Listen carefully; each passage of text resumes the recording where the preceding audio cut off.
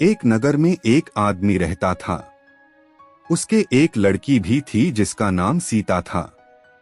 कुछ समय के बाद उसकी पत्नी मर गई। एक दिन उस आदमी ने दूसरा विवाह कर लिया। उसकी पत्नी उस लड़की से स्नेह नहीं करती थी। लड़की पूरे दिन काम करके भूखी ही सो जाती थी। सौतेली माँ की भी एक लड़की थी जिसका नाम गीता था। कुछ दिनों के बाद उस आदमी की मृत्यु हो गई। अब तो सीता की दुर्दशा होने लगी। यद्यपि पिता का एक विशाल भवन था, किंतु सीता एक छोटे से कमरे में रहती, अन्य कक्षों में वह प्रवेश भी नहीं कर सकती थी। घर का सारा काम भी वही करती थी। सारा काम करने से वह कमजोर हो गई थी, परंतु किसी को कुछ भी नहीं कहती थी। एक दिन सौतेली माँ ने उसे लकड़ी लेने जंगल में भेजा और विचार किया, अच्छा होता यदि इसे कोई भेड़िया खा जाता, लेकिन मारने वाले से बचाने वाला बलवान होता है। सौतेली माँ के दुख का एक कारण यह भी था कि गीता सुंदर होती जा रही थी।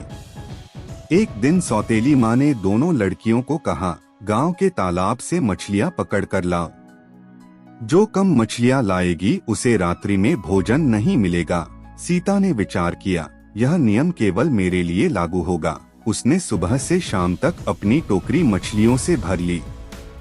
भरी हुई टोकरी देखकर गीता ने कहा, हे बहन, तेरे मुंह पर धूल लगी है, इस सरोवर में स्नान क्यों नहीं कर लेती। जब सीता स्नान करने गई तब गीता उसकी मछलियों से भरी टोकरी लेकर घर की ओर चल पड़ी।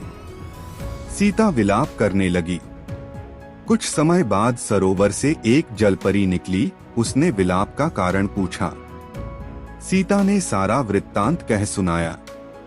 जलपरी ने कहा, हे पुत्री, शोक मत कर, तेरी टोकरी में मैंने सुनहरी मछली डाल दी है। तू उसे अपने घर के पास वाले कुएं में डाल देना, वह तुम्हारी मन की इच्छा पूर्ण करेगी। उसने वैसा ही किया।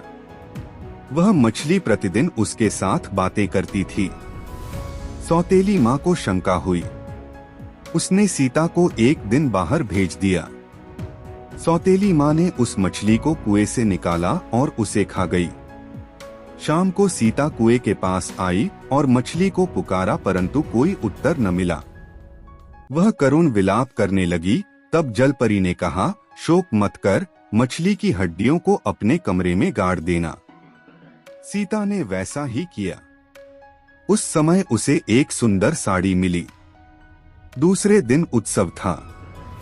सौतेली माँ ने चावल और चने मिलाकर सीता को देकर कहा, तू इन चावलों में से चनों को अलग कर। ऐसा कहकर सौतेली माँ अपनी लंकी गीता के साथ मेला देखने चली गई।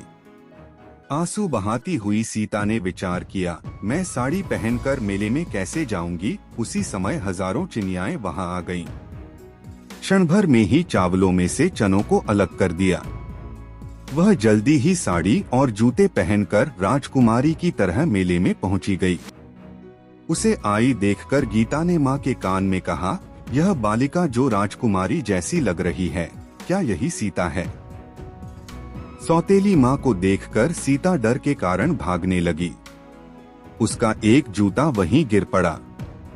एक राजपुत्र उस जूते को देखकर मोहित हो गया तथा उसने सैनिकों को आदेश दिया, उस लड़की को राजभवन में लाओ। सैनिक ढूंढकर उसे वहां ले आए। सुंदर बालिका को देखकर राजपुत्र ने उसे महारानी बना दिया। यह देखकर सौतेली माँ बहुत दुखी हुई। एक दिन पिता के श्राद्ध में सीता अपने पिता के घर आई।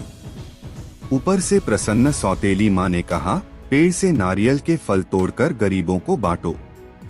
जब वह वृक्ष पर चढ़ी तो सौतेली माँ ने वृक्ष को काट दिया। वह स्वयं रोती हुई राजा को कहने लगी, हाय, मेरी पुत्री नारियल के वृक्ष से गिर गई और मर गई है। गिरी हुई बालिका को उठाकर एक बूढ़ी स्त्री अपने घर ले गई तथा उसका उपचार भी किया। कुछ दिनों के बाद वह स्वस्थ हो गई।